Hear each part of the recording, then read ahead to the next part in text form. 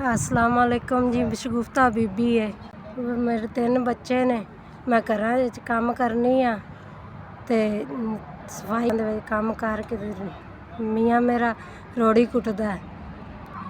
असीं जी काम लभ जावे तो करनी है, जे ना ही लभदा ते असीं घर ही बैठे रैह्ने आं जी।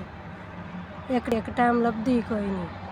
बच्चे मेरे छोटे हैं, कमावण करन च नहीं है।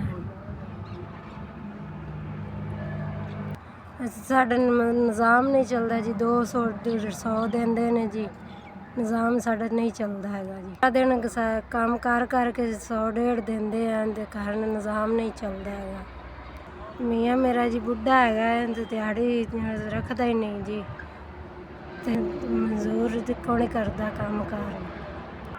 बस जी असीं भुक्खे बैठे रैह्ने जी। ते बच्चे मेरे ते कपड़ा जुत्ती भी कोई नहीं हैगा जी। राशन पानी लै लईए साडे को तावन करो। तुहाडे लई 3000 रुपया मिल गया या खंड पत्ती ले तुहानूं अल्लाह मियाँ बहुता देवे, हज करावे, तुहानूं अल्लाह मियाँ जिंदगी देवे, गरीबां नूं मदद करो अल्लाह मियाँ इस तो भी चोखा देवे।